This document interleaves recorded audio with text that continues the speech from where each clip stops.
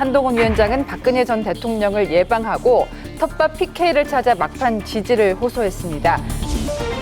박근혜 전 대통령 대구 달성 사저 앞에 한동훈 위원장이 탄 차량이 들어서자 지지자들의 환호가 커집니다.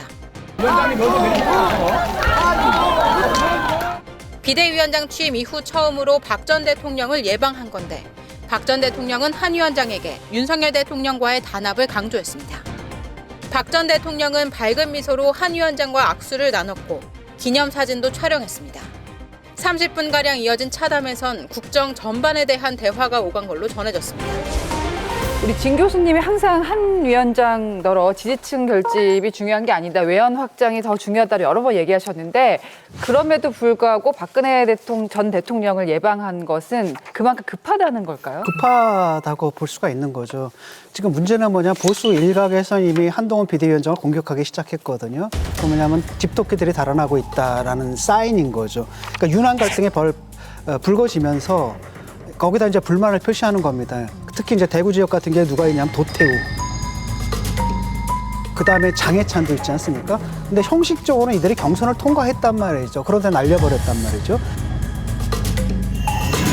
라고 했을 때는 우리 중도층의 입장에서는 잘했네라고 보지만은 그쪽 사람들은 그럼 내 의사는 뭐가 된 거야. 그들을 갖다가 경선을 통해 가지고 공천을 준 우리들의 의사는 무시당한 거 아니야? 라는 불만이 당연히 있을 수밖에 없거든요. 그래서 그거를 갖다 민심을 수습하러 내려간 것 같아요.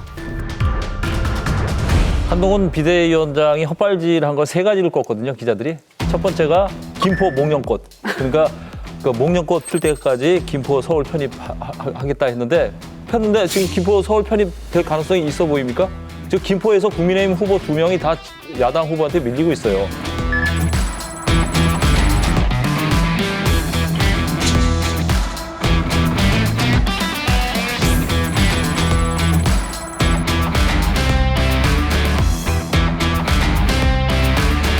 두 번째는 뭐냐면은 김영주, 이상민 영입. 그거는 정말 저기 자충수였어요. 차라리 그분들이 공천에 불만을 품고 나가서 무소속 출마해서 3자 구도 받는 게 훨씬 유리하거든요. 이것도 헛발질한 거다 얘기하고 있고.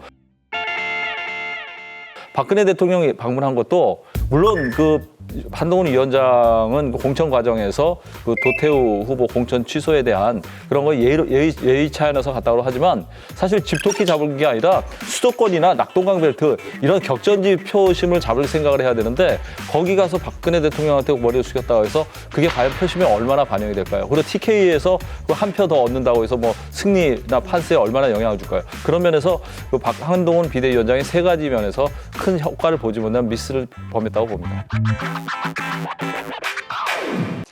여러분, 여기를 눌러서 구독을 해주시면 강적들 컨텐츠를 빠르게 만나보실 수가 있습니다. 알람 설정도 잊지 말아주세요.